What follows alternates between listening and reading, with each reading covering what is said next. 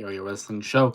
My name is Jose Ramos Jr. Thank you for joining us here tonight again on a Sunday evening following the weekend of a Friday night SmackDown. Was the first SmackDown after WrestleMania. We also have an episode of Collision and, of course, TNA Rebellion going on as we speak. But I want to hear from you guys. How are you guys doing? How was your weekend? And hopefully, the week ahead of you will treat you just as well, if not even better. I know one of the main talking points that I wanted to jump on here on today's live is to talk about Cody Rhodes. We didn't see Cody Rhodes at all on Monday Night Raw, on Friday Night SmackDown. He had just lost the WWE Championship to John Cena, who is now Mr. Number 17 time world champion. There were some people who were of the belief that Cody Rhodes would make an appearance on probably Friday Night SmackDown to discuss the fallout of WrestleMania, as well as what would be his next set of moves. But I think a lot of us, as well, me including, were under the impression that maybe Cody would be taking some time away from the WWE for quite some time. He was the WWE champion for over 370 days, give or take a week or two maybe. Was the main face of the company, doing a lot of the promotion, doing a lot of the press, was on every episode of SmackDown and Raw. It felt like, even in terms of the live events, the dark matches, was the company guy for quite some time. I think it's very much in his best interests to step away from the WWE for now, allow him a chance to rest, recuperate, and regarner a level of energy that maybe he would have lost over the course of the year. Also, there was a point there with the John Cena feud. Shout out to Julian in the chat. I see you, my friend.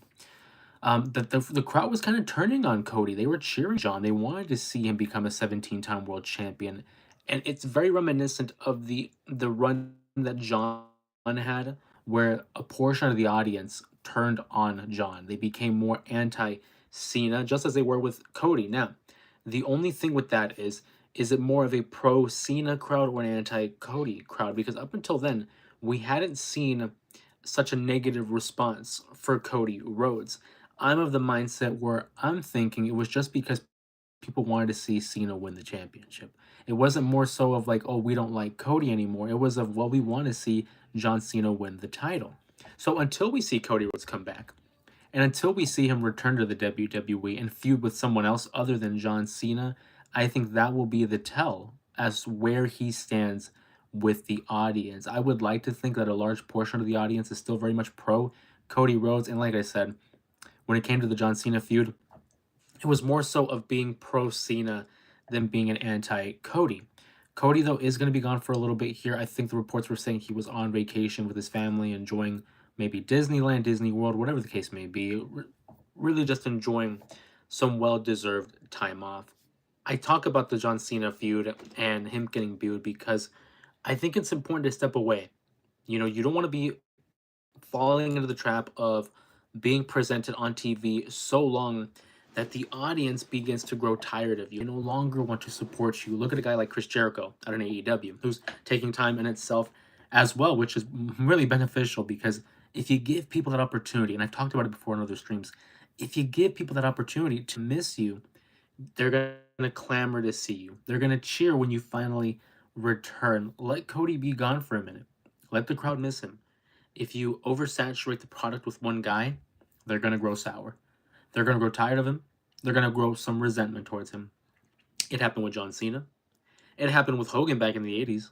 And most notably, it happened with Roman Reigns in the 2010s. He had taken some time off during the Thunderdome era, the pandemic era, made his return and turned heel. And that really got the wheels moving in terms of the crowd support. People became more pro Roman because he was gone for so long and they were able to miss him, because he was able to develop an edge. I'm thinking the same thing's gonna happen with Cody. The story between him and Cena was very much of, you're going to have to choose to be good or bad. Are you going to be 100% baby face? Are you going to do everything the right way? Are you going to cut corners? Are you going to have to bend the rules in order to get what you wanted? And with Cena, he was trying to goad Cody Rhodes into making that decision. And it ultimately became the downfall of Cody. He would not stoop down to the level of John Cena.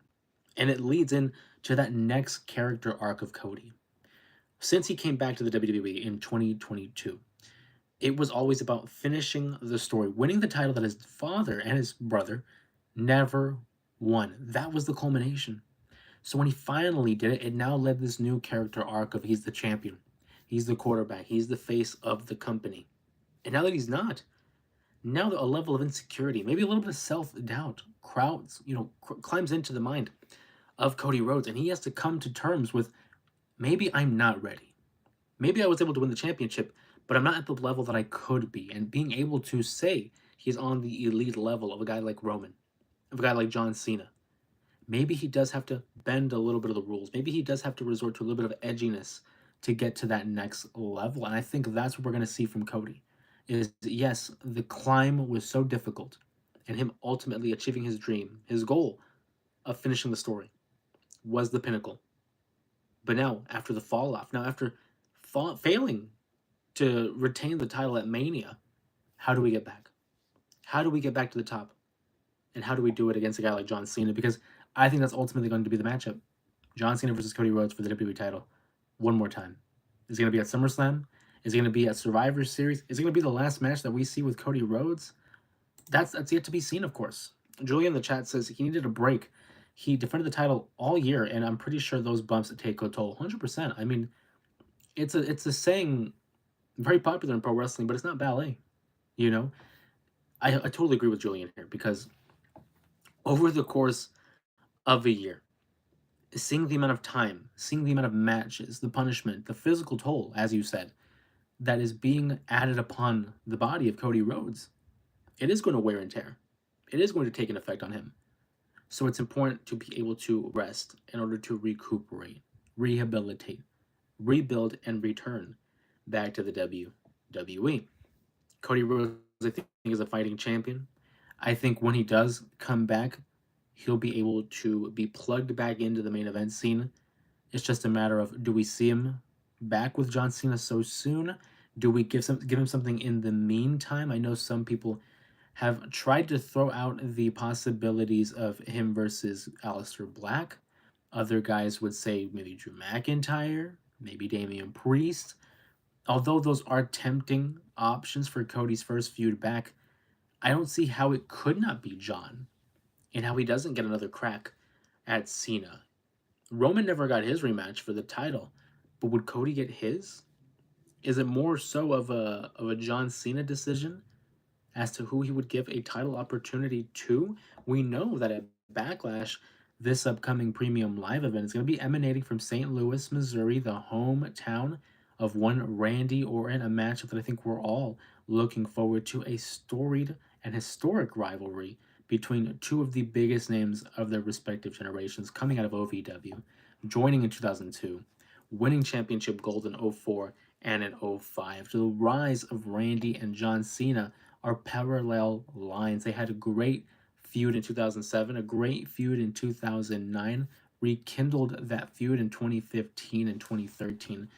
I don't know how you do not have this matchup in the farewell tour for John Cena. Shout out to Luis in the chat. I see you, buddy. Hopefully you're doing well. Thank you for joining us here on this brief live stream. Just a quick update on my thoughts in the WWE as well as AEW. We're gonna run this stream for maybe close to 45 to 60 minutes, just a brief refresher on the week, really. I will say I was a little tempted to take a break, but you know what? I was like, no, there's things to talk about. We got to catch up on SmackDown. And speaking of which, how about that TLC match? Let me know in the chat below if you saw that TLC match between the Street Profits, DIY, and the Motor City Machine Guns, a matchup that definitely had a spot at WrestleMania 41. I understand the thought process of having the TLC match on Friday Night SmackDown. You needed to pop a rating. You needed to get something to get people in the arena for that episode of SmackDown. But man, I gotta tell you, that would have been a show stealer had it taken place at WrestleMania. The bumps, the sequences, the story that was being told within that matchup. Everyone I thought had a great moment. Everybody was able to be highlighted in the matchup. And there was a sense of, I don't know who's going to win. If you see my prediction videos, if you watch the previous live streams, you know that I have my opinions. You know that I have my little thought process when it comes to selecting certain names in certain matches. But when it came to that TLC matchup, it was kind of a tough one to call. You know, me personally, I was going for the Machine Guns. I like Alex Shelley. I'm a fan of Chris Sabin. They were two of the guys in TNA that really caught my eye. So I was rooting for them. But I'm also a fan of DIY, going all the way back to their time in NXT and in Evolve. It was difficult. Street Profits had just won the title. I like the new edge that they have to their characters. So it was really a who's who of talent in that ring, but as well as a toss up in terms of who I thought was going to win the match. I think ultimately, and shout out to Muhammad and Peter here in the chat. I see you guys. Thank you for joining, as always. But um, I think it was the right call to have the Street Profits go over. This is a story that has been going on since the fall of last year. Being able to see all the tag teams being highlighted in the division and now rewarding three of the best in a high profile matchup. I love it, man. I love it. Dethroned by Eli says, "I love your shirt. Thank you. It is a CM Punk T-shirt. You guys already know he's my guy. This was a gift from my family, a birthday gift, along with some other things as well. Obviously, I'll turn the camera just a tad here. You can see we have the Undisputed Championship just above my shoulder here, of course, sitting on top of the Winged Eagle, two of the greatest um, titles of all time, in my opinion. I think the Winged Eagle is probably the greatest WWE Championship of all time, but the Undisputed title has, you know, a great level of bias for me. I'm a big fan of that one. Seeing guys like Eddie, seeing guys like Brock Lesnar, Kurt Angle, Undertaker, The Rock, Big Show, other guys I could name too as a champion. So, but it was awesome. Hope you're doing well. I am doing well. Hopefully you're doing the same, Mohammed. Thank you for joining us. Do you watch? I don't actually. I have not seen his channel or their channel for the WWE figures. There's a lot of content out there, man. I love to support other content creators, especially when it comes to the world of pro wrestling. So maybe I'll have to check it out. But I'd love to. What's going on, Alex? Everyone says hi to Alex, another member of the Main Event Mafia. Appreciate you. Says hello, guys. Hope you had an awesome weekend. Had a good weekend, man. It was good. The family and I, we went out to a wedding. A cousin of mine got married. Super happy for him. It was a great time, a great opportunity to get everybody together. It was a beautiful ceremony, and it was nice. We loved getting together. So, thank you. I hope you had a great weekend as well. Julian says the TLC match should have been on Mania. The match was amazing, but I feel it would have taken the spotlight from other matches. So that's probably why they didn't do it. I get it. I totally get it. But that's not their responsibility. That's not their fault. Do you think, and this is by no means, I'm not trying to be antagonistic towards Julian's comment here. I think it's a solid point. But I'll take that point and say if they had that same mindset when it came to Edge and Christian, the Dudleys and the Hardys, we would have gotten robbed of that moment at WrestleMania 17. I think what was best for the TLC match was to highlight on WrestleMania. For the duration of the last 12 months, the tag team division in SmackDown has been rebuilding, and to see guys like the Street Profits, DIY, the Motor City Machine Guns revamp that division, it should have gotten a highlight and rewarded with some time at WrestleMania. Again, I get why they did it on SmackDown. You want to highlight the show after Mania and make sure you get some eyes there. But I do think of the two tag team matches, that's the one that should have been on the show. And I think it would have been a show stealer. I think you're right in the sense that it would have taken some spotlight. But then iron sharpens iron. If these guys do great, you're going to have to force other guys to do greater. So I'm a fan of competition. Kevin, what's going on, man? Kevin says Cody Rhodes versus Randy will feed families. I mean, when that happens, that eventual turn, I'm thinking Randy's the one that turns on Cody. It's going to be great. It's going to be generational. I mean, a feud at what? A decade and a half in the making? I'm all for it. Kevin says, I've been super busy recently, but thankfully your live streams helped me get my minds off things. Well, I appreciate that, Kevin. And I appreciate you being able to join us and having the opportunity to be here on the live streams. I always look forward to seeing you guys here back with us. We've been able to grow as a community, inviting more people here onto the streams. And I'm so grateful to have you along with everybody else along the ride. Cena versus Orton, that one too. You know, whether you meant Cody, Randy, Cena, Randy, it doesn't matter. I mean, I feel like both feuds are going to be fantastic. I can't wait. I really can't. Cena versus Randy. I think it's going to be very heavy on the the cinema, the theatrics. I don't think it's going to be a 5-star classic just because of John's limitations. Maybe Randy can carry him for a little bit there, but I think in terms of the themes, in terms of the story, it should be a great one. It's obviously going to main event. Rhea's the real one. What's going on? Happy to see you again. Can't wait to hear what you have to say. Well, there's a lot to talk about. Obviously that TLC match on SmackDown, Cody and his next move in the WWE. We got some returns, guys. Rusev, Aleister Black back in the WWE. Really curious to see where we're going with that. And speaking of Aleister Black, Julian brings up the point. Zelina Vega winning the U.S. title was great. She deserves it. I totally agree. I've been a fan of Zelina Vega's since her time with Andrade back in NXT. I think she's a great. Um, when I say mouthpiece, I hope that doesn't come off derogatory because I don't want it to just sound like, oh, she's only good for being a manager. No, but I think she has a great presence to herself. She has a level of charisma. I don't think she's been afforded as much of an opportunity as her peers in the women's division. So to see her win that US title was one, it was refreshing. To see someone like her win the title, someone that we don't necessarily see in the title picture very often.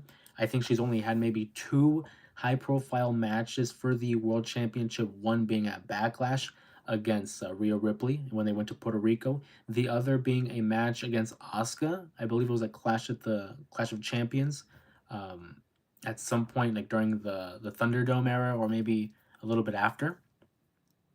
But to see her win was awesome. It was a great sight. Happy for Zelina. And of course, hey, me being, representative, it was cool to see someone of the culture of this Hispanic community get a win as well. So we're happy for Zelina. She does deserve it. And hopefully it's a solid reign with some good matches and maybe get her some exposure, get her some more opportunities on the main roster. Nacho Camacho, what's going on, man? Appreciate you. Says Nacho's here with my expensive pants. What's going on, buddy? I'm glad to see you here. Hopefully you're doing well. Hopefully the weekend is treating you just as well. But we're here. We're live on a Sunday talking about the fallout of WrestleMania, talking about leading into the next set of stories. Cody Rhodes is the one that I really had brought up because it's really the question that everyone's asking is where's Cody? You know, Cody was gone from this week of Raw and SmackDown. And I'm thinking it's by design. Obviously, we know because of the reports that it's due to a vacation, but also because I feel like we don't want to grow tired of Cody. Give him an opportunity to be missed. Sylvia, what's going on? Hey, hopefully you're doing well. Sylvia says, hi, Jose. How was your weekend? Always happy to make it to your streams. Thank you. Thank you so much, Sylvia. I'm doing really well, as I was telling some people or telling members of the chat. The family and I had gone to a wedding. My cousin recently got married. Awesome service, awesome ceremony. Great to see everybody together, of course, as a family and being able to celebrate one of our own. It was a great time. We love to see everybody. So thank you so much. I'm glad you're here as well. Hopefully your weekend was well as well, Sylvia. Randy Orton deserves like one or two more title reigns. I think he does get one more. I don't know if he gets to 17. I don't think so. I don't think he gets to 17. But I do think he gets one more. Even if it's like a transitional thing, I do think we get Randy with another championship. Rest in peace to the Pope. Yeah, that was crazy. I had just found that out. I was at work. Um, I think it was the Monday after Easter, if I'm not mistaken, the day after Easter, that it was either the morning of Monday or the night of Sunday that apparently he had passed. And hearing it at work, I was like, wow, not on my bingo card, but absolutely rest in peace. Prediction here: I feel the Cena will slap the ref like Randy did against him at 2008 No Way Out to win the match by TK. What a callback there by Julian. For people who don't remember, and this is a great callback by Julian. John Cena had won the Royal Rumble in 2008, cashed in his championship opportunity at No Way Out against Randy Orton, and obviously, for those of you who are aware of the rules, championship advantage. If you are the champion, you cannot lose the title via disqualification or count out. Randy Orton, fully aware of that opportunity, went ahead and slapped the official and was disqualified. And because of that, didn't lose the title. I like where your head's at here, Julian. I think it makes complete sense. I mean, especially this version of John Cena, who one doesn't forget. He's made it very apparent to remember how he's been treated by not only the audience, by others as well over the course of his 25-year career. Um, I think it's kind of a hot take because I feel that the WWE doesn't want to end a PLE on that note. But I think you're onto something.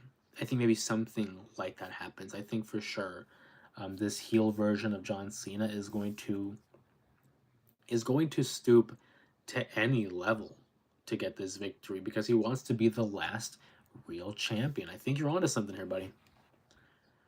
Let's see. Kevin says if this feud between heel Cena and babyface Orton with 2012, Jose ever imagined this feud being the reverse? I was talking to Sanfran about that. How crazy is it that we have a babyface Randy Orton against the heel version of John Cena? I thought I thought Cena was going to turn heel at some point in like 2012, 2013. That Rock feud, you saw some hints. You saw some hints. Maybe even in 2014 when he was fighting Bray Wyatt, there was a little bit of a thought there. But once we got past that, I was like, okay, he's never turning heel. He's never turning heel. And so when he did this past year at the Elimination Chamber event, it opened up the doors for a lot of narratives and a lot of opportunities for John Cena and what we could do with his character. And then conversely with Randy Orton, I've always seen him as a heel. I think he's a solid babyface, but he's more like an anti-hero. He's not a clean-cut babyface by any means. So to see the roles reverse is pretty surreal, Kevin. If you would have asked me, maybe not even in 2012, if you would have asked me like in 2021, I would have thought no. No, and then like how would they have told the story of a heel Cena? How would they have pulled it off? But I'm glad they did because it adds another layer to their already historic rivalry. We have another chapter in the long and illustrious career of Cena versus Randy Orton. Um, I'm looking forward to the build. We've only had two interactions between them. Obviously, the RKO on Monday night, the promo battle on Friday night, which I thought was fantastic. I thought it really sold the importance of Randy versus John and how these two peers, contemporaries, friends, how they view each other. And I think Randy even hit it on the head at some point during the promo. Like, how could you say something along these lines after all we've been through? And I'm looking forward to the rest of the build, but I'm thinking, how is the match going to play out? Because I know Cena hasn't really wrestled in a consistent basis for quite some time. So had his match at WrestleMania. I thought it was fine. I'm not going to pretend like it was trash, but it wasn't fantastic. I'm not going to be it was match of the year. It was fine. It was fine where it was. But against Randy, those guys have a level of chemistry that travels 20 years, essentially. Potato Man, I haven't finished SmackDown, but it seemed like they aren't wasting any time developing new storylines. I think in this era, you kind of have to continue to evolve. Even if there are some storylines where it doesn't feel like they're moving forward, there's always little bits of them moving forward. The smallest details can come into play months later. Let's look at the major stories here. Tiffany Stratton. Jade Cargill and her had a matchup. Jade obviously wants to be in the mix for the championship. Nia Jax is still very much in the mix for the championship, so we might get some kind of a rematch there between Nia and Tiffany. Obviously, there's John Cena who's having a feud with Randy Orton. The tag team division has to heat up a little bit more. I mean, well, it doesn't have to heat up a little more, but we have to see what's next. Fraxium is now into the fray, so maybe they get an opportunity at some point. The U.S. title picture to me is the most interesting championship right now because of the level of talent that is associated with that division, that U.S. division. Because you have Jacob Fatu as the U.S. champion. You have Solo Sikoa, who he and Jacob, I think, are on a collision course at some point during this year. Drew McIntyre also in there. LA Knight is in there. Damian Priest involved as well. So will we see a fatal four-way? Maybe. I don't know. We saw it at WrestleMania for the IC title. Who's to say they don't do the same thing for the US title?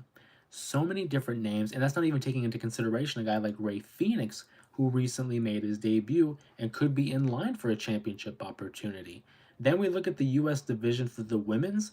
Zelina Vega just beat Chelsea Green. I want to see what they do with Chelsea and the Secret Hervis as well, because I think they've been one of the more entertaining acts in the WWE. I love seeing Chelsea Green, Piper Niven, and Alba Fire all together. So little by little, we are going to see more stories being evolved and either wrapped up or transitioned into the next storyline. And I think that's very important to keep in mind.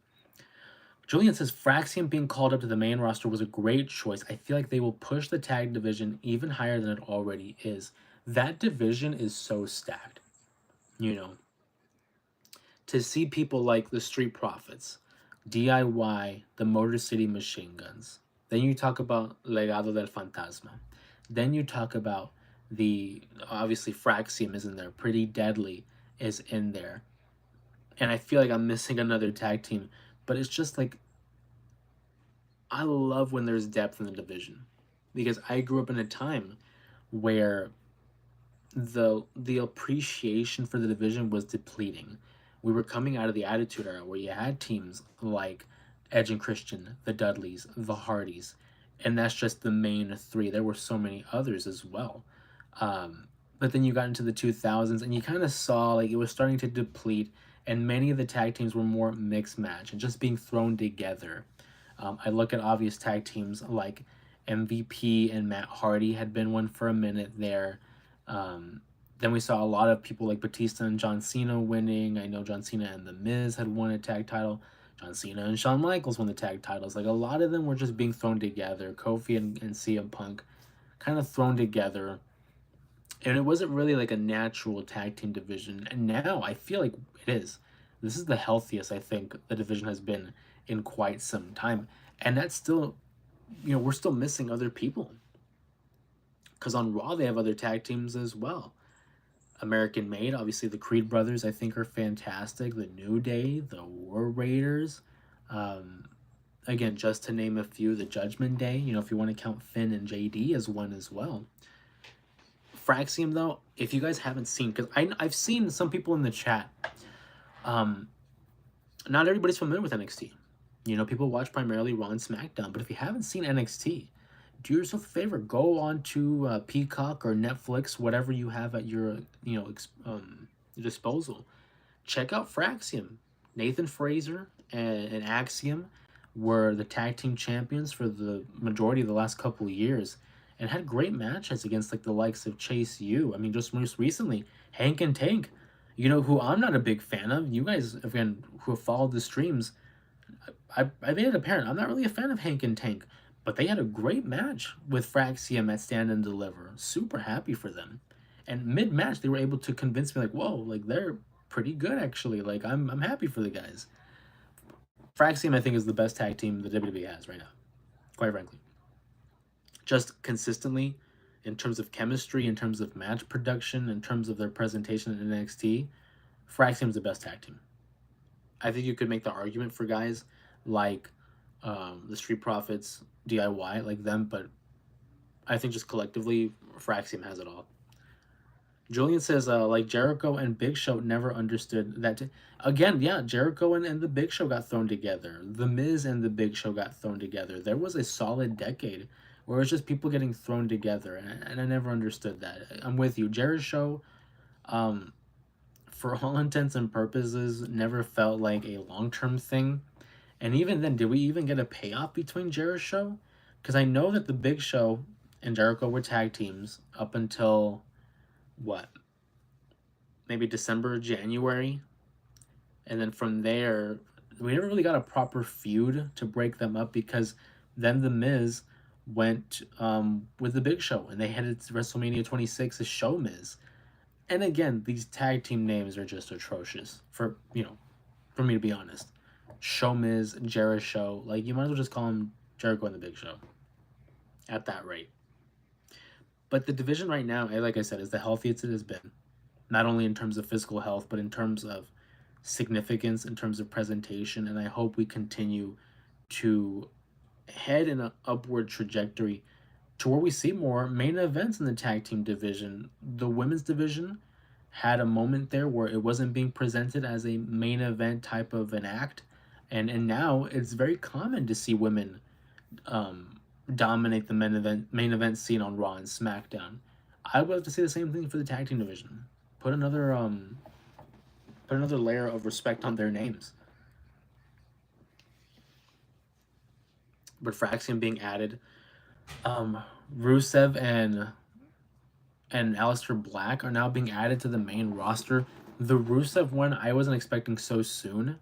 Obviously, Aleister Black had been advertised for quite some time with those vignettes, so that was nice. I love the fact that they kept his theme song, they kept his entrance and his original presentation. I love that about Aleister Black. I think he's one of the best ones to come out of NXT. He was one of my favorite NXT champions. So curious to see where we go with that. He obviously had an interaction with The Miz this past Friday. Are they going to be moving forward with a feud between Miz and Aleister Black? I wouldn't be opposed to it. I think it's a good first matchup for Aleister. The Miz is a solid heel, and him losing will not hurt his credibility at all. It really won't. So I'm thinking that's where they go first. Potato Man says the tag team and women's divisions are both on fire right now. Is Rey Mysterio finally going to retire? What's next for Jay and Jacob? So number one, the women's and tag team division, I agree. They're the best and just the most healthy they've been in quite some time. I love seeing all the parody. I love seeing so much diversity on TV and being able to become invested in so many different storylines. Obviously, you want to have your main events being the main attraction, but it really helps to have an undercard so strong. That's why like the Attitude Era was so fondly remembered because top to bottom, it didn't matter who was in the segment. It didn't matter what story was involved. Everyone was so dialed in terms of their matches and in terms of their stories that you were invested in every segment. You couldn't take a bathroom break. You were invested in every segment. And I feel like the WWE is getting really close to that. For me, I think Raw is like right there. SmackDown still needs a little bit of tweaking for me personally because there are some matches where I'm like, okay, I can use a restroom or whatever. Raw, like I said, is right there. SmackDown maybe needs a little bit tweaking. Rey Mysterio, is he going to retire? I'm thinking he has another maybe 2 years. I don't see him retiring this year because obviously John Cena. Maybe next year's a possibility. If not, I think the following year for sure. I think by 2027 he's done. I can't see him. I mean, can you imagine though if he goes for 40 years? Because he debuted in 90, and for him to go to 2030, that's 40 years. If he's still healthy to go, why not? Why not? But at the same time, I always talk about don't overstay your welcome. When you go out to a party, right? You don't want to be the last one at the party because now it's like, oh, this guy's not leaving. I gotta work in the morning. Go home. You don't want to be the last one at the party. You want to leave at a point where it's like, hey, where's this guy? Oh man, wish he would have stayed a little longer. You want them to miss you. So I feel like Ray doesn't retire this year. Maybe 2026. I think 2027 is the year. What's going to happen with Jay and Jacob? Jacob Fatu right now is going to be the hunted. You're going to have guys like Drew, LA Knight, maybe even Solo, Damian Priest, all hunting for Jacob. I think, though, the matchup that we're really heading towards is Solo versus Jacob. Jacob doesn't need Solo. Solo needs Jacob more than the other way around. I think eventually Solo will develop a level of jealousy or perhaps assume that he has some level of ownership over Jacob, saying, I brought you here. You owe that to me. And I think Jacob's actually going to turn babyface. I think he's destined for it. As for Jay, they hinted something with Sammy. I don't want to see Sammy turn heel. Maybe we get a friendly competition between the two where it's like Sammy wants a championship match and Jay's like, you know what? You're my dog. You're my boy.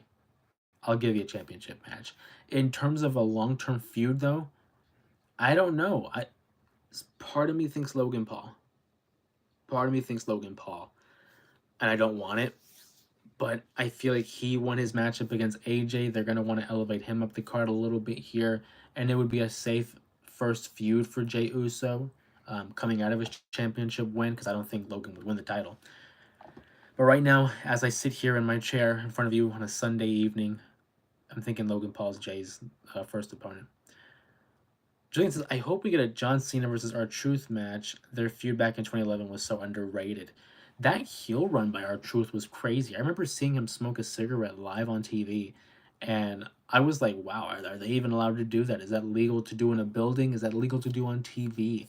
Um, yeah, next level stuff when it came to R-Truth's heel turn. I love the segment that they had on this past SmackDown, and seeing R-Truth happy for John, like, hey, you're the champion. Anything you need, champ, and I got you. And Cena just completely blowing him off, almost like he's big timing him. Like, who are you? You know,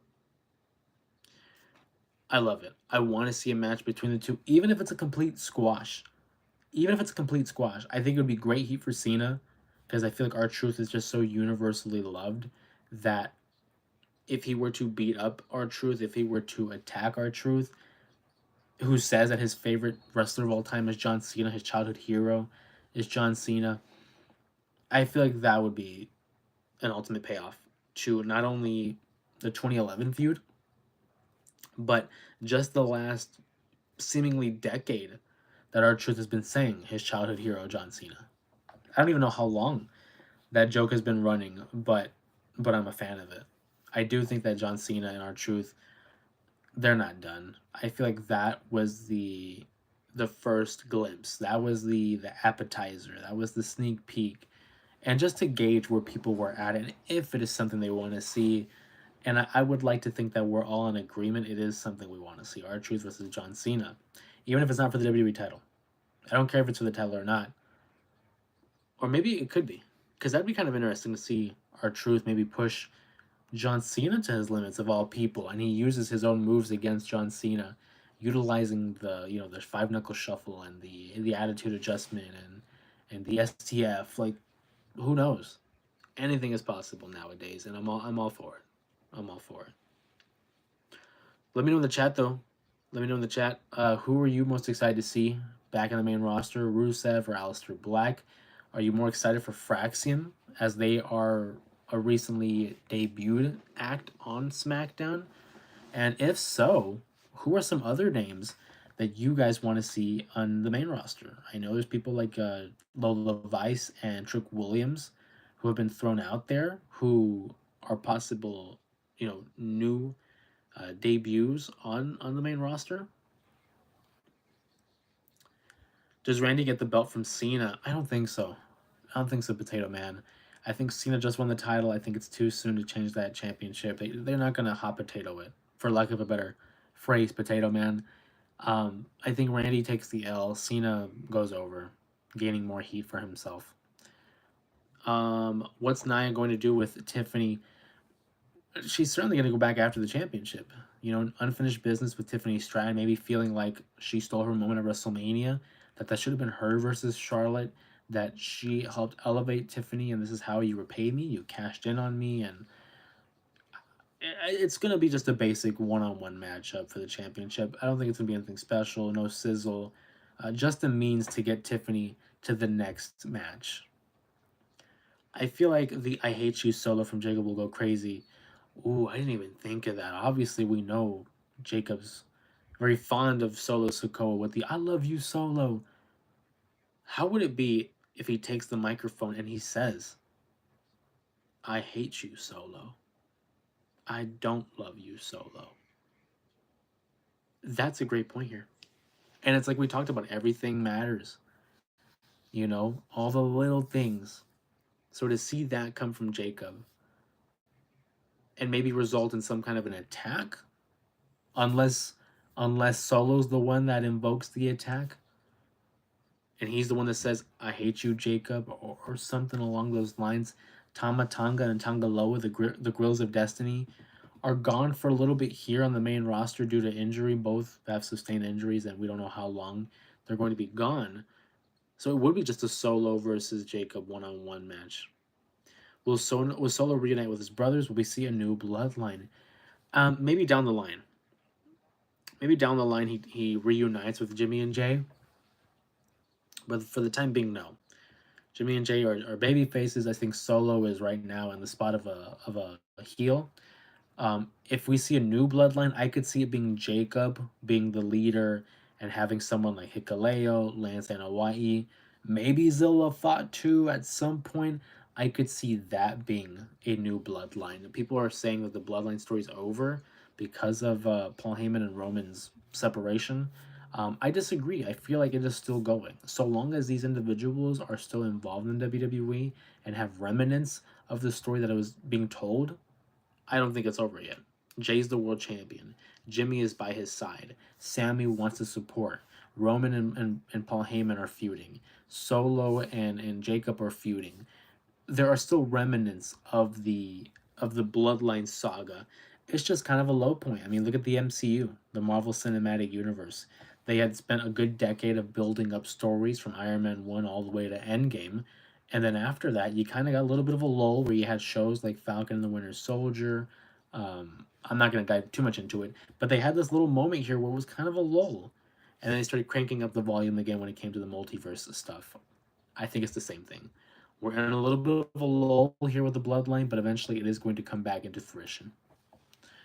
Jacob's getting such a push right now, and he's so over with the fans. It's ridiculous. I saw somewhere that, and again, they're just reports. We can't take them too seriously because, we don't know how serious they are. But apparently, the running rumor was that Solo Sikoa was going to be in the U.S. title match, but TKO pushed for Jacob because he's more marketable. He's getting bigger responses, and quite frankly, he's more of a bigger deal than Solo Sikoa. Nothing against Solo, but since Jacob's been introduced, he's been kind of taking the spotlight away from Solo Sikoa. But he is getting an ultimate push.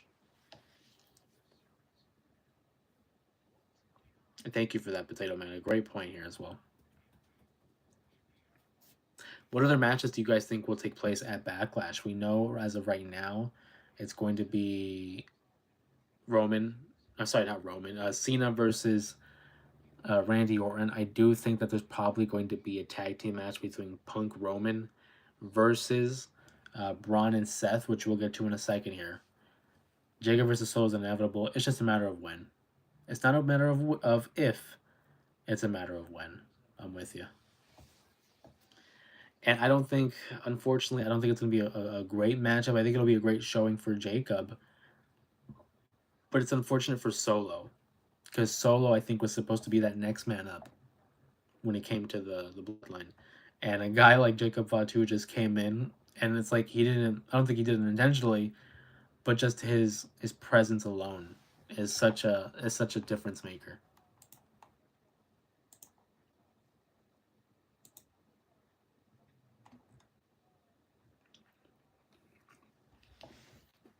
We also threw up a poll in the community post earlier today. I had asked which addition to the main roster are you most excited for? Your option, of course, Fraxium in the tag team division, Rusev, Aleister Black, and then we left an other section where you can share in the comments. Of the votes that have already been made as of right now, 9 o'clock p.m. Arizona time, 58% of you say that Aleister Black is the best addition to the main roster. I'm looking forward to it. I think any one of those guys is a great answer, but I do think Aleister Black has a lot more potential. Potato Man says Backlash is going to be bananas. I think we're going to see some title change hands. We saw 6 title changes at WrestleMania. So, I mean, whoa, what are we going to see at Backlash? Do you think Jimmy will get a shot at the US or IC title now to help push him as a potential world title? I don't know if he's ever going to get a world title run or an opportunity, but I do think the US title is very much in hand. I think that's very much a possibility. If he goes to Monday Night Raw, then maybe the IC title. But as of right now, as the current roster stands, I could see Jimmy being in the US title picture. Maybe getting a match against Jacob. Who knows? Maybe he's the guy to beat Jacob Fatu. It's a possibility. Anything is possible in the WWE. But I do think he's more likely to get a US title over the IC and unfortunately over a world title as well. But I mean, who knows? I mean, how many people thought that Jey Uso was going to be a world champion? Not a lot of people. Even after he won the Rumble. But you know what? He proved him wrong. He's the world champion now. And we wish him the best.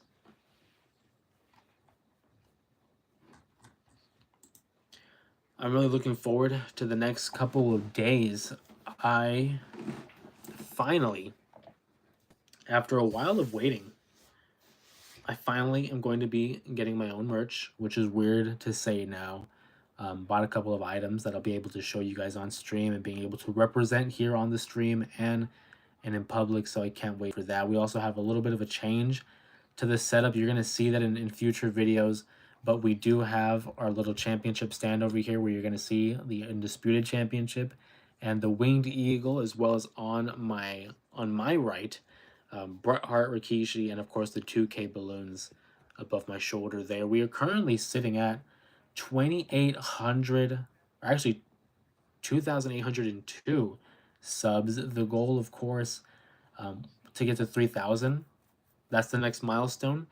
But I want to see if we can get to 4,000 by the end of the year. That's the ultimate goal. I would absolutely appreciate that and love that if you guys are able to spread the word, share, comment, like, all those good stuff, and help us get to 4,000 by the end of the year. It might seem a little bit of a steep climb, but I think with the right momentum and just continuing to put out quality stuff, I think it is a possibility. So, but I mean, we want to thank you guys, of course, at the 2,803 mark, 2,802 mark, I should say, as of right now. The growth that we've seen in this channel, for me, has been astronomical. And seeing just the consistent progress from where we were, and to see now where we're at, it's a trip. It really is, guys.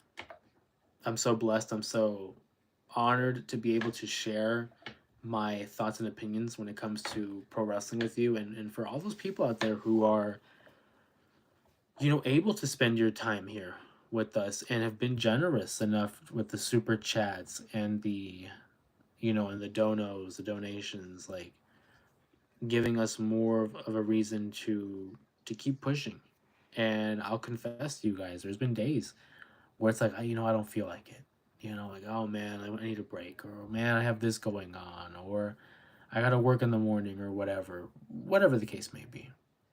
But I go back to these lives and I think about you guys, and I'm like, man, there's people out there who actually want to join in the conversation, who have opinions themselves, who have their own takes and their own thoughts. That I want to hear from you guys. That's why I love having the chat and being able to see you guys and your opinions on what's going on, your own predictions, your own theories. Because if we're all just listening to me and not getting other opinions, we're not growing as individuals. So, big round of applause to you guys and a lot of appreciation as well. Potato Man says, Julian, I think Jimmy and Jay will have a run, then have a falling out again, then take on the Street Profits would be on. Oh, yeah. I don't think they fall out again. I think that ship has, sailed. I do think that they get separated at some point and they're just going to continue being singles like they are right now. And I do think we're going to see another tag team title run between the Usos. I would find it very hard to believe that the Usos do not win the tag titles at least one more time. And then, like you said, them against the Street Profits, this current iteration of the Profits, down. Absolutely. Absolutely. Appreciate the hundreds in the chat, guys. It's another Sunday live stream. We're going to go for maybe another 10 minutes here to get your guys' opinions and thoughts on this past week's action. Obviously, we have Monday Night Raw, NXT, AEW. Like, dude, there's a lot of content out there when it comes to pro wrestling. Thank goodness for DVRs and for YouTube and Max and Netflix, Peacock, like all that stuff to be able to get us to watch it. Because if this was like regular cable TV, man, I would not have nearly as enough time as I wish I could, But thankfully, we're able to catch up with all the content, and this is how we meet up and we discuss what's going on. Monday Night Raw on Netflix. Then we're gonna see NXT, AEW. Man, it's tough. It's an embarrassment of riches, is what it is. It's a good problem to have. So much competition when it comes to pro wrestling. There's obviously AEW, WWE, TNA I try to keep up with, but it's like, good God, like there's There's a lot of stuff out there, man. Not to consider GCW, Ring of Honor, New Japan. There's a lot. Potato Man says we've got a bunch of people missing. Asuka, last time I checked, I think she was out injured. Maybe. Wyatt 6 again, another one. Who else may be coming back soon? I think the Wyatts are coming soon. Alexa Bliss is going to be tied to them. I think Asuka and Kyrie are in line to come back as well. It's gonna Ilya Dragunov. I was gonna say it's gonna kill me to think about all the guys that are missing. Ilya Dragunov is out hurt. When he comes back, he's gonna be a menace as well. There's a lot. A lot of people are missing. Kevin Owens. I mean, that's relatively a fresh one, but he's gonna be a guy who's gonna be missing for quite some time too.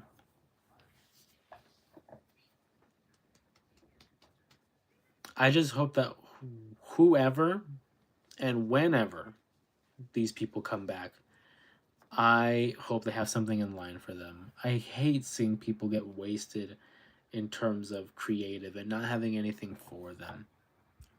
I totally forgot about Dragunov. I haven't, because I want to see him versus Gunther another time. Him versus Gunther will feed families, but that's just me. Yeah, there's a lot of people out there that we're missing. And we're going to get them back. They're going to come back as returns. We're going to get NXT call-ups. Obviously, we're going to get more people signed to the company. So it's just a matter of being able to find a spot for all of them. Julian says, I feel like there's room for another member with Seth and Braun. My pick is Ethan Page. Who do you think would fit? Ethan Page is an interesting one. There was another theory, and his name is Austin Theory. Maybe Theory. I would like to see Austin Theory in that position because of his ties with Seth Rollins. You know, they had a little bit of a run-in back in the day.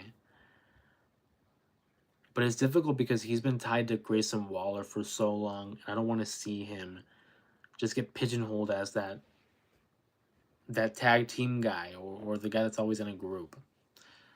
I know some people said Mello, but he's on SmackDown. I don't think he's going to be there. Other people, though, Ethan Page I think is a solid one. Because I'm thinking about who's on the roster right now. And there's like a lot of people to think of, man. It should go to someone, though, that could benefit from it. And that could be elevated. A guy, and again, I'm just throwing this out as an example. Someone of Sami Zayn's caliber. I'm not saying Sami, but someone on that level doesn't need the rub. I think it should be someone younger. I'm going to stick to my guns and say Austin Theory. I've seen some people say Becky for the women's division. I'm going to stick with my guns here and say Austin Theory, though. To answer your question, Julian, Ethan Page was a really great answer, though. Luchadora says, new sub, you're happy I found this channel. Hey, we're happy we found you, too. Awesome. I'm glad that you enjoyed it. And we do these live streams twice a week, Sundays and Thursdays when we get together. On occasion, I will upload videos throughout the week as well as shorts.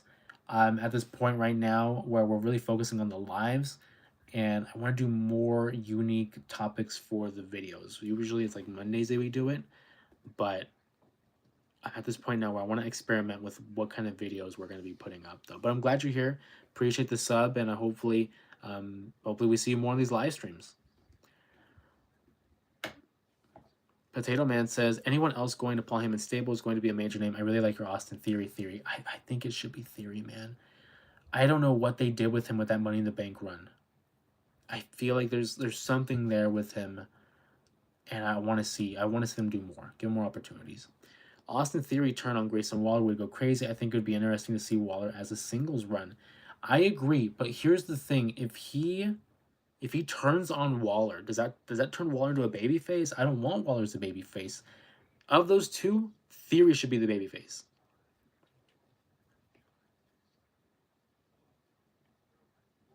But he can't be one if he's with Seth, Braun, and Paul. I don't know. I'm sticking with the Theory one. Totally, bro. Theory turns on Waller. It's time as well. I mean, they've been hinting that turn for like a year now. I'm over it. I don't care for them as a tag team. I want to see them as singles. I want to see Grayson Waller as a singles guy. I want to see Theory as a singles guy. As a tag team, they don't do anything for me anymore. You know, the novelty is worn off. I feel like they do. They don't. They're not doing themselves any favors from being a tag team in kayfabe. In kayfabe, these guys should not be tag team partners anymore. And I don't know why they. I was gonna say I don't know why they keep hinting and not doing anything, but they're long gaming it. They want to plant the seeds so that whenever it is time for Theory to turn, because I think that's where it happens. That Theory turns on Waller. It's gonna feel so much more rewarding.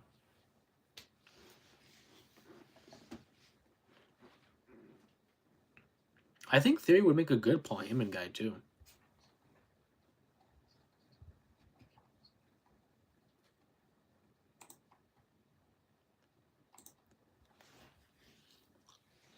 We do have Friday. We do have Monday Night Raw coming up. Debating about having a live for that. When do we get Bianca's heel turn? Potato Man with the great questions, man. You're on a roll today, man.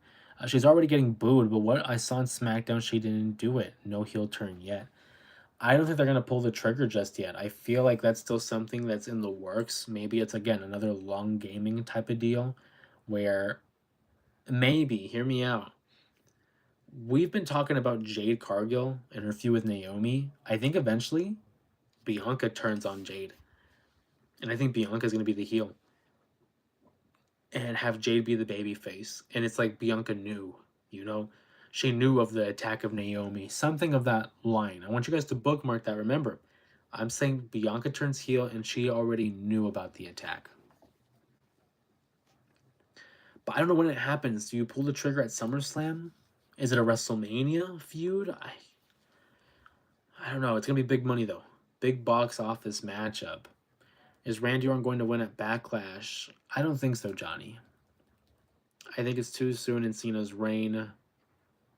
It's too soon. Absolutely, Bianca turns on Jade. It's just a matter of when. We know it's gonna happen. It's just a matter of when. I think if you would have asked me though, when Jade had made her debut and first began tagging with Bianca, Jade was turning heel. I think that was always going to be my thought process. But now that we are at this point in the story, it only makes sense for Bianca to turn on Jade. And what a rub that would give to Cargill if she beats Bianca Belair. And if it's at Mania. I'm not saying it is, but I think it's a matchup that is capable of being at WrestleMania for sure.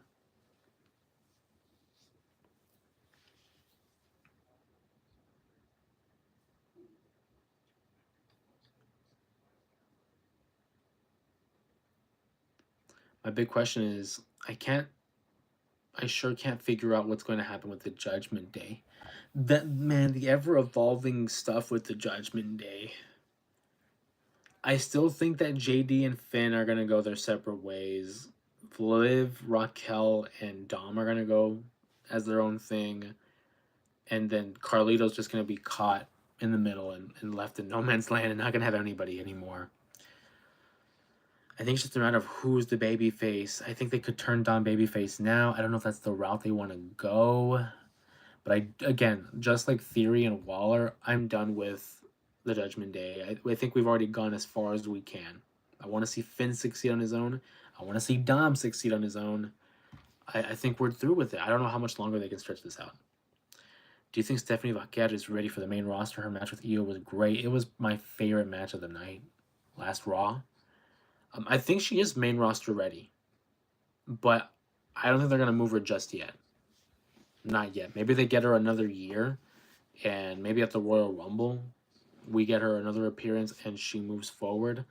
I don't think they're gonna main roster her until 2026, but I think she's ready. I think for her, it's more of just honing in on the WWE style and maybe her promos, because I've seen interviews where she, and this isn't my words, but this is from her, that she wants to improve on her English and improve on her promos and her being able to connect with the audience. And I think that's a wise move. I think that's very much a business decision on Stephanie's part. She knows she can go in the ring, but to be able to recognize that, like, hey, I can also connect with them on the microphone. Maybe I should stay here and hone in on that.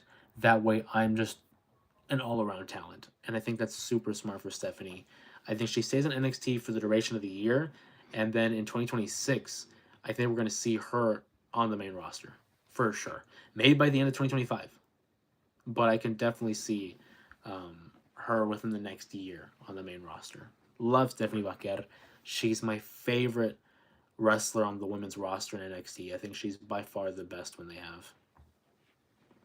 I feel like Jordan Grace will also be great when she gets to again and again. Jordan Grace, another girl who's like main roster ready, but again, just adjusting to the WWE style, getting her some of the rub on NXT. That way, when it is time to make their main roster jump, the fans are already invested in her. They have a catalog of matches and feuds already under their belt. I think she's one that could actually be on the main roster by the end of the year because I don't think there's much you can do with her on NXT aside from winning the NXT Women's title. I don't see her winning the mid-card title. I don't see her being in mid-card feuds. Jordan Grace is someone that is a main eventer. She's main roster ready. I could see her by the end of the year being on the main roster. It was so great. We've gotten teases that the Judgment Day dissolves for a while now. New factions going to form and maybe a mixture of them and not well bloodline. I mean, yeah.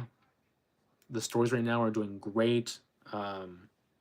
Maybe that's just me being optimistic, but there's a lot to look forward to on every episode of Raw and SmackDown. Do you think we're going to see Roman Reigns and CM Punk came out that Backlash? I think they're going to team up.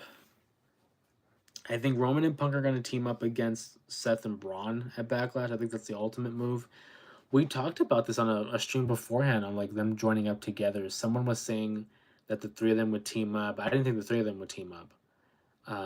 But I did think maybe the enemy of my enemy type of a deal. So Roman and Punk are going to team up, but I think it's going to be reluctantly and not because they want to, but because they have a common enemy.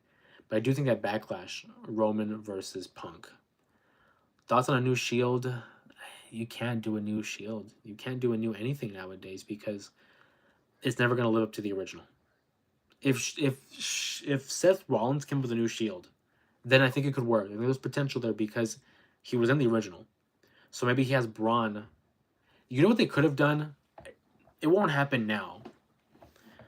But maybe if they would have done Braun Breaker and Fraxium being as like a shield for Seth.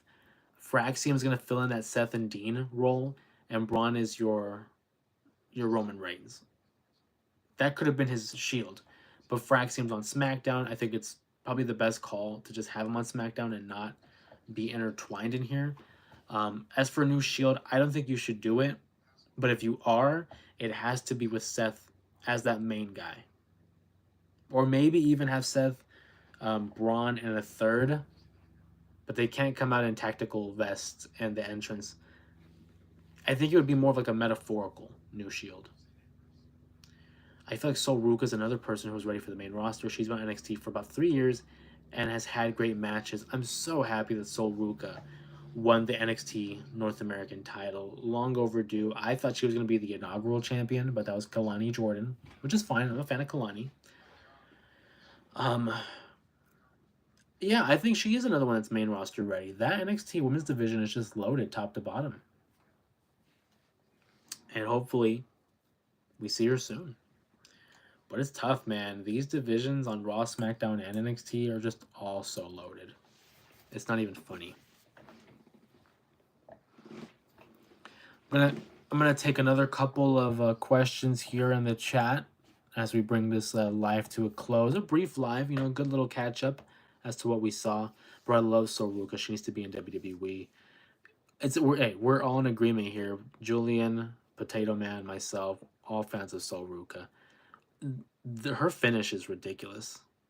The Soul Taker. Oh my god, what a finish, man! I've always loved a good cutter, whether it's Randy Orton, Diamond Dallas. Sol Ruka has a great finish.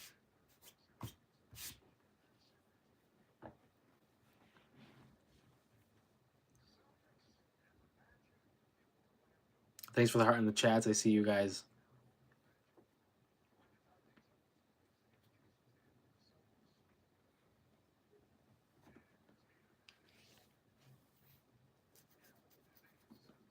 But as for Sol Ruka, I think she doesn't show up until 2026 as well, like in the fall. I don't see her. Maybe she comes in after WrestleMania next year. Maybe. Not before Jordan and not before Stephanie, though. But it's a possibility. But again, I always have the caveat of like, it's a possibility. Never say never. Like, I always say that because it's true. You can never say never nowadays in pro wrestling. But as we bring this live stream to a close, Chase Hughes needs to be. Oh, okay. I was going to start closing, but this is a good one here. Chase U needs to be in the major leagues. I'm a fan of Chase U. Andre Chase, Thea Hale, when they had Duke Hudson, I thought was an underrated act in NXT. Andre Chase has been there since NXT 2.0 first started back in like 2022, I think it was, or was it 2021? I'm just checking my timeline here. And him, like Tony D'Angelo, have been stuck in NXT, not on the main roster. But I like what they're doing, and apparently Chase U's coming back. I'm for it. LFG is starting to become one of my favorite watches. The drama's great. I feel like if they do another season, they should have it be an elimination style, kind of like Tough Enough. I'm down for it. I hate it though because I don't have access to A&E. I got YouTube TV, and A&E is not on. It's not carried by YouTube TV, so I wish they would have it somewhere else, like on Peacock or Netflix or something. But I'm with your idea. I love it. I like the elimination style. Potato Man agrees. But yeah, we're about 90 minutes in. I'm going to go ahead and start bringing it to a close, guys. I always look forward to these live streams. Thank you guys for joining us on today's live stream.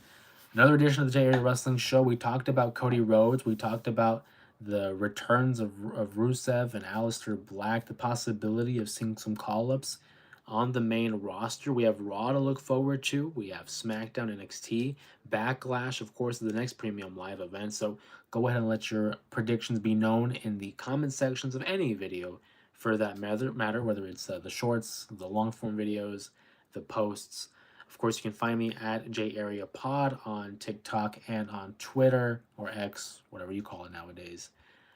Again, I want to thank you guys for joining us on today's live stream. Nothing but love and appreciation for everybody. Julian says, always enjoy being here. It's great to discuss and share opinions. We'll be back next stream. We'll be back Thursday. Thursday's going to be the next stream for sure. I might do a surprise stream in between. I want to do maybe more surprise streams. But of course, you guys already know Sunday and Thursday. Sunday and Thursday are the streams that don't change. Maybe a surprise stream in between. Keep an eye out for the notifications. Turn on your bell if you want to be notified, as well as the community posts to stay up to date with all things pro wrestling here in the J area. Of course, my name is Jose Ramos Jr. Thank you guys for joining me on today's live stream. Everyone have a great evening, have a great morning, have a great day. Be safe, be cool, and we'll see you guys in the next one.